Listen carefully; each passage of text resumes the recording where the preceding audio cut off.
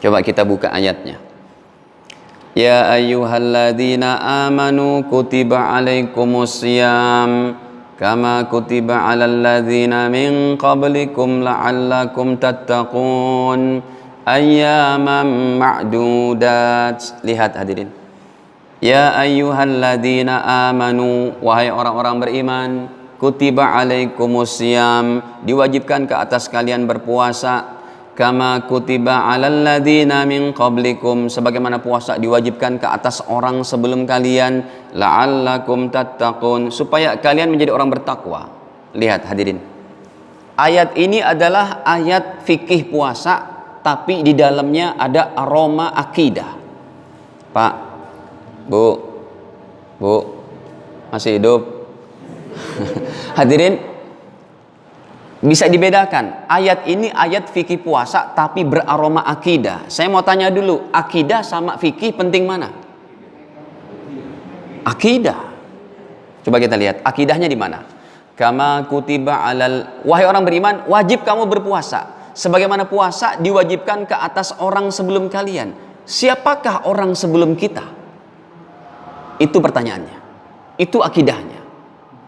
Sebagaimana puasa diwajibkan ke atas orang sebelum kalian. Ini jarang dibahas. Kita lihat. Ya. 183 Al-Baqarah, ayat fikih puasa beraroma akidah.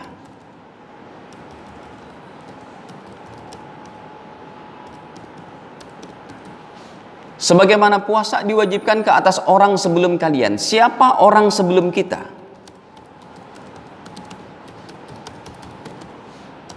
Yang punya syariat puasa itu, sekalipun bukan puasa Ramadan. Maka hadirin, mereka adalah para nabi dan umatnya terdahulu.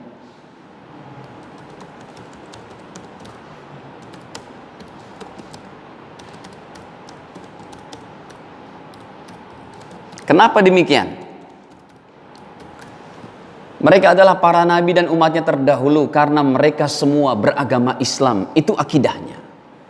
Jangan sampai Anda meyakini ada seorang nabi pun membawa agama ke dunia ini bukan agama Islam. Salah dalam akidah fatal. Allah tidak pernah mengutus satu agama pun ke dunia ini kecuali Islam. Sehingga mereka punya syariat puasa.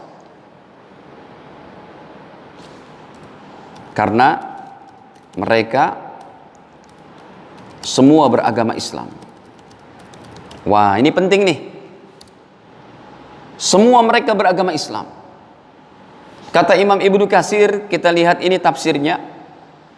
Dalam tafsir Ibnu Katsir menjelaskan Al-Baqarah 183, kata beliau, paling tidak semua nabi pada zaman dulu punya syariat puasa minimal min kulli syahrin yasumuna min kulli syahrin salasata ayyam. Paling tidak mereka berpuasa, punya syariat puasa minimal puasa wajib 3 hari setiap bulan. 3 hari setiap bulan. Itu pun diadopsi oleh Nabi Muhammad menjadi syariat umat ini juga, yaitu puasa sunnah pada ayamu bid, ayam hari-hari bulan purnama. Para nabi orang Islam karena itu mereka punya syariat puasa juga. Contohnya Nabi Daud punya puasa apa? Makanya puasa Daud diambil oleh Nabi, diadopsi juga menjadi syariat umatnya ini, umat Islam terakhir, puasa Nabi Daud, dan menjadi puasa terafdol. Nabi Musa punya syariat puasa 10 Muharram. Makanya 10 Muharram pun diambil oleh baginda, diadopsi menjadi puasa sunnah umat ini yang pahalanya pun hebat, menghapus dosa 1 tahun yang telah lalu. Hadis sahih riwayat Imam Muslim. Hadirin, saya tambahkan lagi. Semua nabi beragama Islam. Dalilnya Pak Ustadz. Baik. Yang pertama, dalilnya semua kami ambil dari Al-Quran. Yang pertama, Ali Imran surat ketiga ayat ke-19. Ya, Allah Ta'ala berfirman di sini bahwa Allah jelaskan, ya, pada Ali Imran 19, innad dina indallahil Islam. Jelas sekali. Innad dina, sesungguhnya agama, indallah, di sisi Allah, al-Islamu, cuma Islam. Tapi Pak Ustadz, Nabi Isa dengan Injilnya itu kan agama Kristen. Siapa bilang? Tidak, mereka orang Islam. Nabi Isa dengan Hawariyun, Hawariyun adalah pengikut setia baginda Isa, orang Islam. Kedua, Nabi Isa dan Hawariyun. Siapa hadirin Hawariyun? Pengikut setia baginda Isa. Orang-orang pertama kali yang menerima kitab Injil, mempelajari kitab Injil langsung dari baginda Isa bin Maryam. Kita buka dalilnya pada Al-Maidah surat kelima ayat ke-111. Kita buka Al-Qur'annya. Allah berfirman di sini, wa id awhaitu ilal hawariyin an aminu bi wa bi rasuli qalu amanna washhad bi annana muslimun. Lihat 111 Al-Maidah. Wa id awhaitu, dan ketika aku ilhamkan ilal hawariyin, kepada para hawariyun, yaitu pengikut setia siapa? Nabi Isa.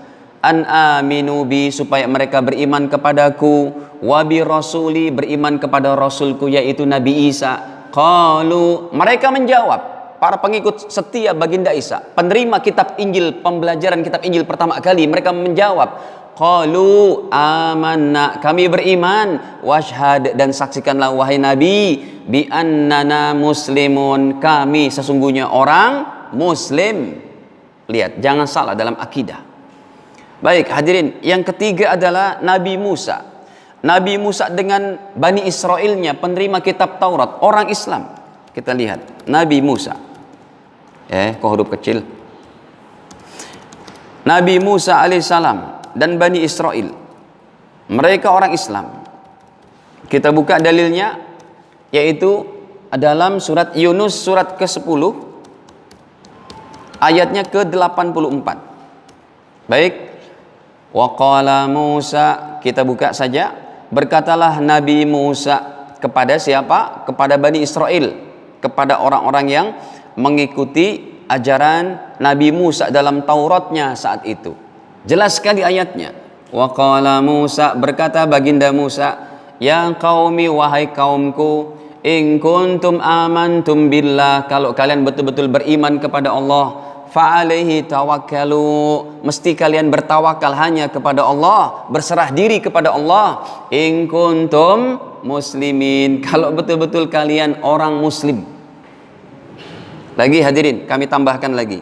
Contoh yang keempat hadirin dalam Al-Qur'annya, semua dalil Al-Qur'an kita bawakan, yaitu Nabi Yusuf. Nabi Yusuf ini nabi yang paling ganteng. Kata baginda, satu dunia ini kegantengan, kecantikan semua setengahnya diberikan oleh Allah kepada Nabi Yusuf, sisanya setengah untuk bapak ibu, ya. Makanya bapak ibu wajahnya ada yang gini, sepersekian daripada kegantengan Nabi Yusuf. Baik, Nabi Yusuf alaihissalam, ya, beliau adalah orang Islam. Contohnya dalam surat Yusuf, surat ke-12, ayatnya pada 101. Baik, coba kita perlihatkan ayatnya. Ya, di sini Allah Ta'ala firmankan perkataan Nabi Yusuf dalam 101. Rabbi qad ataitani minal mulki wa 'allamtani min ta'wilil ahadis fatiras samawati wal ard anta waliyyi fid dunya wal akhirah. Kata Nabi Yusuf, Rabbi, ya Allah Tuhanku, qad ataitani, sungguh engkau telah memberikan aku, minal mulki, dari kerajaan semesir ini, wa 'allamtani, dan engkau ajarkan aku, min ta'wilil ahadis, bisa mengartikan mimpi-mimpi. Salah satu mukjizat Nabi Yusuf bisa mengartikan apa? Mimpi. Fatiras samawati wal ard, engkaulah pencipta langit dan bumi ya Allah. Anta waliyyi fid dunya wal akhirah, engkaulah pelindung aku ya Allah dalam kehidupan dunia dan akhirat. Kata Nabi Yusuf, tawaffani muslima, wafatkan aku, matikan aku dalam keadaan muslim. Wa alhiqni bis salihin, dan golongkan aku ya Allah, gabungkan aku menjadi orang-orang soleh bersama orang-orang soleh. Kurang soleh apa Nabi Yusuf sampai berdoa kayak begitu, Pak? Saking tawaduknya ini Nabi Yusuf. Hadirin, kami tambahkan lagi sedikit. Di antaranya nomor 5, Nabi siapa lagi? Nabi Ibrahim. Ya, baginda Ibrahim dan juga baginda Yakub, cucunya Nabi Ibrahim nih. Ya, ada dalam suratnya yaitu Al-Baqarah surat kedua pada ayat ke-132. Allah Ta'ala berfirman tentang keberadaan perkataan mereka kami orang muslim, yaitu kita buka kembali ke Al-Baqarahnya. Al-Baqarah 100 berapa tadi? 132. Sengaja saya tanyakan supaya Bapak Ibu langsung ingat gitu kan. Allah berfirman, wa wasabiha Ibrahimu banihi wa Yaqub. Nabi Ibrahim dan Nabi Yaqub berwasiat kepada putra-putra mereka, ya baniya, wahai putraku, innallaha astafa lakumuddin, sesungguhnya Allah telah pilih agama Islam ini untuk kalian, fala tamutunna, dan jangan sekali-kali kalian mati, illa wa antum muslimun, kecuali kamu orang muslim. Lagi hadirin, di antaranya Nabi siapa lagi? Nabi Nuh. Nabi Nuh adalah orang Islam, bukan yang lain. Baginda Nuh alaihissalam dengan pengikutnya yang 82 pasang kurang lebih di Bahtera yang saat itu Allah hadirkan banjir bandang. 82 pasang adalah orang-orang muslim yang menjadi cikal bakal tersisanya seluruh umat manusia sampai akhir zaman, karena saat itu banjir bandang sedunia hadirin. Nah, kita lihat ayatnya mana Nabi Nuh. Ini ada dalam surat Yunus pada surat ke-10 ayatnya ke-72. Coba kita buka. Nabi Nuh berkata di sini, Allah berfirman, fa in tawallaitum fama sa'altukum min ajrin in ajriya illa 'ala Allah wa umirtu an akuna minal muslimin. Berkata Nabi Nuh, fa in tawallaitum, wahai kaumku, kalau kalian berpaling daripada dakwahku ini, fama sa'altukum min ajrin, seandainya kalian berpaling tidak menerima dakwah Islamku ini, fama sa'altukum min ajr, aku tidak pernah minta upah kepada kalian, ganjaran, pahala. In ajriya illa 'ala Allah, yang berikan ganjaran kepadaku hanya siapa? Allah. Kata Nabi Nuh, wa umirtu, dan aku diperintahkan, kata beliau, an akuna minal muslimin, hanya untuk menjadi orang muslim, sebagian daripada orang muslim. Hadirin, lagi diantaranya satu lagi deh, yang ketujuh hadirin, Allah lebih jelas lagi di sini. Nomor 7 adalah Nabi Adam sampai Nabi Muhammad sallallahu alaihi wasallam semua beragama Islam, yaitu ada dalam suratnya, yaitu surat Al-Hajj surat ke-22 ayatnya ke-78 ayat terakhir. Baik, ini terakhir kita buka hadirin surat Al-Hajj ya. Jangan salah dalam akidah, seluruh nabi tidak membawa agama lain, semua membawa agama Islam. Kita buka Al-Hajj 78. Wajahidu fillahi haqqa jihadih, dan berjuanglah kalian dengan sebenar-benar perjuangan di jalan Allah.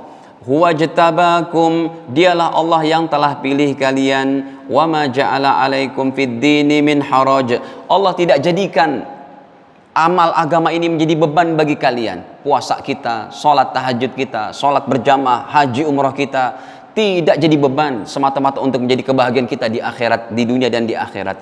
Millata abikum Ibrahim, ikutilah agama baginda Ibrahim.